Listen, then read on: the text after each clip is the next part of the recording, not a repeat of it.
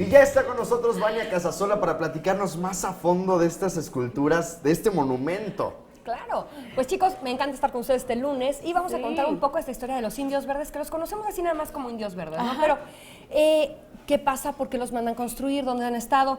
Les voy a ¿Por qué se contar llaman algo. así? ¿Por qué se llaman así, no? Exacto. Entonces, bueno, se llaman así por el color que tienen. Son Ixcoatl y Ahuizotl. Fueron tlatoanis, los más representativos tlatoanis del Imperio Azteca. Uno, Ixcoatl, muy reconocido por haber participado y unido en la Triple Alianza, que sacaron, bueno, pudieron combatir con los indios de Azcapotzalco y entonces tener esta independencia. Y Ahuizotl, porque llegó ya a extender el dominio del imperio hasta casi Chiapas, ¿no? Entonces, imagínense la importancia de estos señores, de estos tlatoanis, ¿no? ¿Por qué son importantes? ¿Por qué los tienen ahí? Vamos a recordar un poco la etapa de este México en el que se mandan a hacer. Hay una confusión por ahí, se cree que se mandaron a hacer para participar en el pabellón de México en la Exposición Universal de Francia, la de París de 1889, misma donde se presentó la Torre Eiffel. No, fíjate que no, o sea, se cree que sí, pero porque en el proyecto de Peñafiel se mencionaba que se iba a incluir imágenes de Ixcoatl y de Ahuizotl. Pero lo cierto es que en el proyecto final solamente se incluyó un relieve de Ahuizotl. Y de acuerdo a las prácticas de la época, o sea, los relieves que se pusieron en este pabellón se fueron a fundir en Francia, porque justamente era muy complicado el rollo de fúndelos, pesan toneladas y llévatelos para allá. Entonces eso ya dejaba como en un entredicho el si sí eran considerados para este pabellón mexicano, ¿no?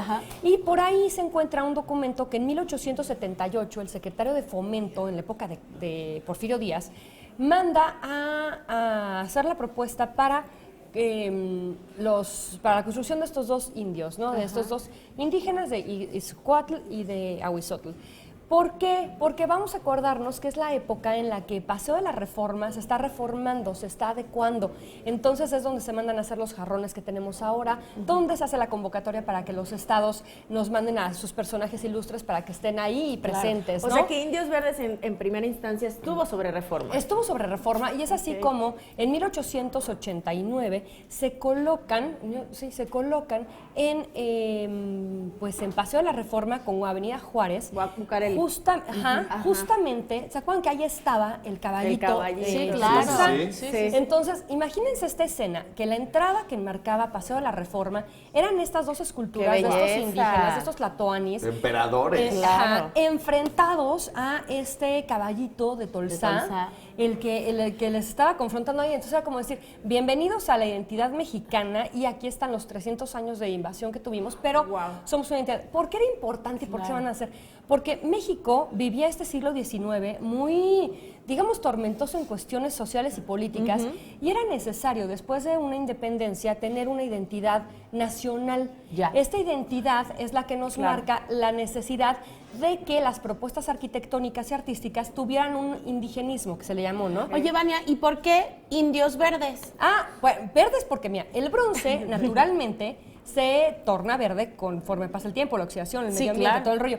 Pero Alejandro Casarín Salinas, quien fue el escultor, él nació en 1840, era un mexicano de hueso colorado, combatió con los franceses, lo toman preso y se lo llevan a Francia a estar preso. Después de su condena, que fue corta, estudia allá con los mejores maestros de escultura y él logra que desde un inicio las esculturas fueran verdes, porque les da un baño de sales de cobre.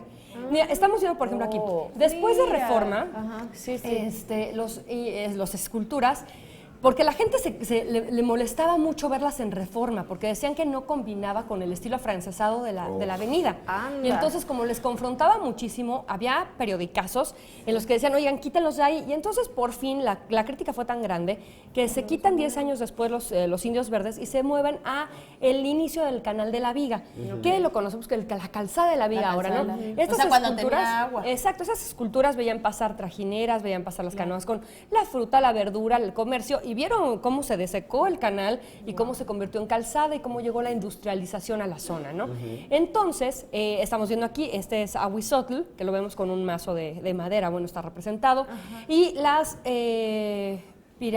bases piramidales, digamos, los pedestales, los hizo Guillermo Heredia. ¿Se acuerdan que el lunes pasado hablábamos de Guillermo Heredia? Sí, ¿Quién sí. fue el arquitecto del hemiciclo a Juárez? Exacto. Él hace las bases piramidales con una idea un poquito rara porque les pone motivos mayas y pues en ese momento pues era como son indígenas, no importa, ¿va? Exacto. Entonces, ahí Se combinaban, Exacto, ¿no? se combinan. Ahí no nadie está cantando dale, dale, dale, no es una Ahí piñata. las están poniendo o No, quitando. los están quitando porque en 1939 es necesario moverlos, es necesario recolocarlos Ok. porque ya la zona se volvió industrial, estaban justamente en el paso a la fábrica de ácidos, se estaban llenando de una serie de mugredades, ¿no? Ok. Entonces los llevan y el nuevo sitio es la entrada norte a la Ciudad de México.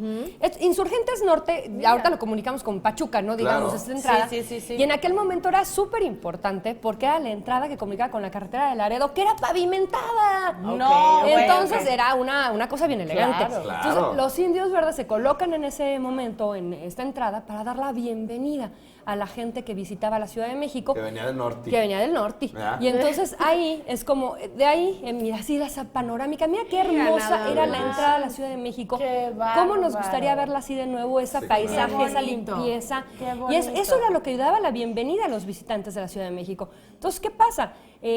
Después de estar ahí, avanzaron poco a poco más hacia Lindavista, digamos. Entonces, después avanzaron en 1979 hacia lo que hoy conocemos como el Parador Indios Verdes, Indios el metro. Verdes. Por eso se llama así el Parador.